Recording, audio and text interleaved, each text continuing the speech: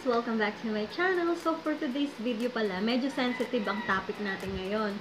Kung hindi ka open-minded, just click the next video. Pero kung okay naman sa'yo ang ganitong topic, just stay and keep on watching.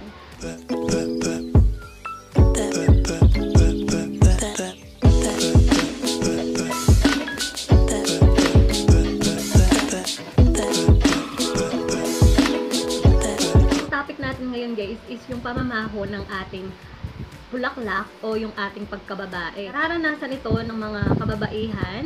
So merong mga iba't ibang klase din ng amoy ang ating pagkababae. Merong 9 na klaseng amoy ang ating bulaklak. So ang una dyan guys is yung musky or yung amoy pawis. Kadalasang nagkakaroon nito is yung mga babaeng aktibo sa sports.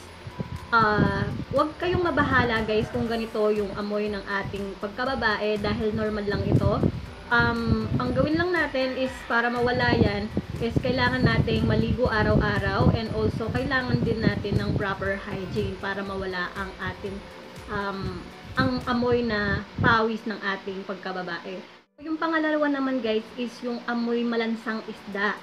So ito guys, maaaring meron tayong infection lalong-lalo na kapag dumadami yung discharge. Kailangan nating kumonsulta sa doktor. Sintomas din ito guys ng mild infection or yung tinatawag na bacterial vaginosis. Consult your doctor pag nararanasan nyo na itong ganitong mga sintomas. So pangatlo naman guys is yung amoy chlorine or bleach. Wala kayong dapat ikabahala dito. Nagkakaroon ng amoy chlorine or bleach yung ating bulaklak dahil sa paggamit ng mga condoms or lubricants. So, kapag nakakaranas kayo ng ganitong amoy ng inyong pagkababae, kailangan lang na maghugas ng warm water para mawala ito. So, pang-apat naman guys is yung amoy yeast or yung amoy amag. So, normal lang ito sa ating pagkababae o yung ating bulaklak na meron talaga yung amag or yeast. Pero kung dumadami na to, kailangan na din natin kumonsulta sa doktor kasi maaaring meron ka ng yeast infection. Ayan. So, number 5 naman guys is yung amoy metallic.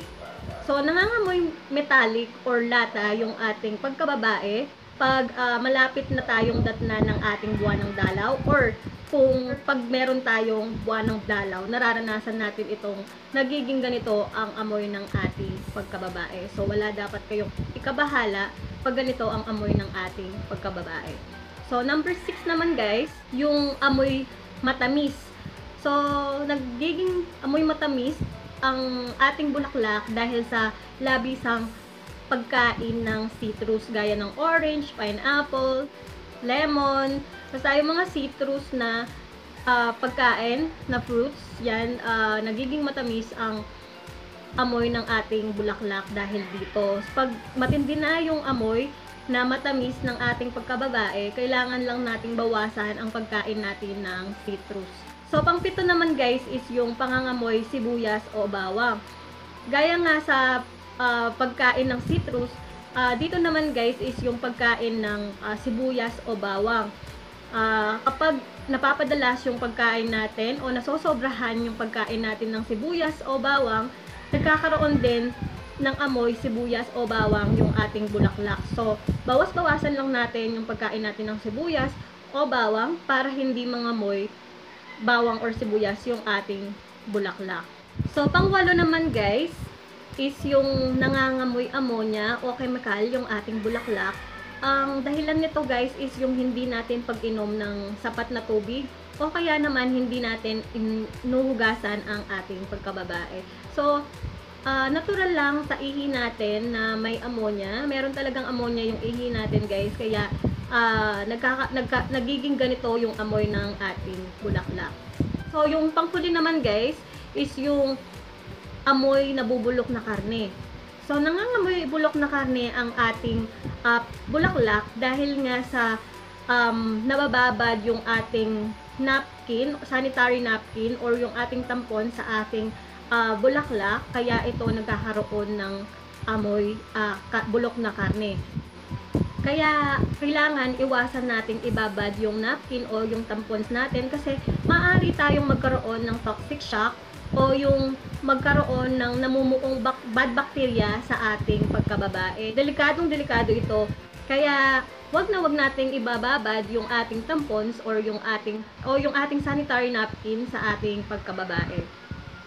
Eto naman guys, bibigyan ko kayo ng tips para maiwasan natin yung pangangamoy ng ating pagkababae. So, unang-una guys is kailangan natin maligo araw-araw. Siyempre, kailangan din talaga natin ng proper hygiene, 'di ba? Para maiwasan nating mangamoy yung ating pemem. Tsaka pala guys, kapag hinuhugasan nyo yung inyong bulaklak, kailangan warm water lang ang ating panghuhugas ng sa ating bulaklak. Number 2 naman guys is yung pagkatapos nyo gumamit ng banyo, kailangan nyo ding punasan inyong bulaklak.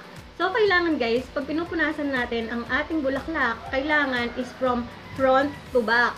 Wag yung back to front kasi magkakaroon ng yung bacteria sa inyong puwitan, matatransfer nyo sa inyong bulaklak na magkakos ng infection. So, pangatlo naman guys is yung use unscented or mild soap. Gaya nung Tender Care na white, yung Dove na plain din, yung white, or yung Johnson's, yan. Yan lang yung kailangan nyo gamitin para panghugas din ng ating bulaklak. Huwag kayong gagamit ng mga scented na soap dahil mapapatay nito ang mga good bacteria sa ating bulaklak. Kaya, ayun guys, kinakailangan na mild soap lang yung gamitin natin sa paghugas ng ating bulaklak para hindi rin ito ma-irritate. Pang-apat naman guys is yung magpalit tayo ng panty liner. Kung gumagamit kayo ng panty liners guys, kailangan natin itong palitan every 4 hours kasi naiipon yung dumi or yung bacteria sa ating panty liner. So, kailangan din nating magpalit every 4 hours. Huwag nyo ding ibababad yung inyong panty liner para hindi rin kayo magkaroon ng infection. So, panglima naman guys is yung kung kanina, huwag nyo ibabad yung panty liner nyo. Ngayon naman guys, huwag nyo ding ibababad yung inyong sanitary napkin or ang inyong tampons. Dahil dito, pag nababad ang ating sanitary napkin or yung tampons natin, magkakaroon tayo ng toxic shock or infection sa ating pagkababae o yung tinatawag na bacterial vaginosis. So, magkakaroon ng buo-buong bakterya sa ating pagkababae. So, iwasan nating ibabad ang ating sanitary napkin or yung ating tampon sa ating bulaklak. So, kailangan magpalit tayo ng sanitary napkins or tampons every 4 hours din. Number 7 naman guys, huwag tayong magsuot ng panty na sobrang sikip. At saka guys, remember kailangan magsuot tayo yung mga cotton panty para nakakahinga din yung ating bulaklak. So, kasi pag kulob yung ating bulaklak, yun din nang nagko-cause ng pamamaho ng ating bulaklak. Kaya kailangan nakakahinga din siya. Pang-pito naman guys is yung kailangan din nating gupitin yung mga buhok sa ating bulaklak. Naiipon din dito yung mga dumi sa ating sa ating pubic hair. So kailangan din na gupitin natin ito para maging fresh din yung ating bulaklak. So pang-walo naman guys is yung kung nagkakaroon kayo ng hindi normal na discharge o yung dumadami ang inyong discharge, like nagkakaroon kayo ng puti-puti o yung kulay green na na-discharge sa inyong pagkababae. So, mas makakabuti na mag-consult na kayo sa inyong OB/GYN or sa inyong doktor kung halimbawang nakakaranas kayo ng mga ganitong sinyales or sintomas. Mas alam nila kung ano yung nararapat na gawin. So, consult your doctor pag naranasan nyo na yung mga sintomas na ganito. So, hanggang dito na lang tayo guys. So, thank you guys for watching. I hope marami kayong natutunan ngayon sa topic natin ngayon. And if you have suggestions guys, just please leave a comment down below. And kung hindi pa pala kayo nakakapag-subscribe dito sa channel ko, please click the subscribe button below.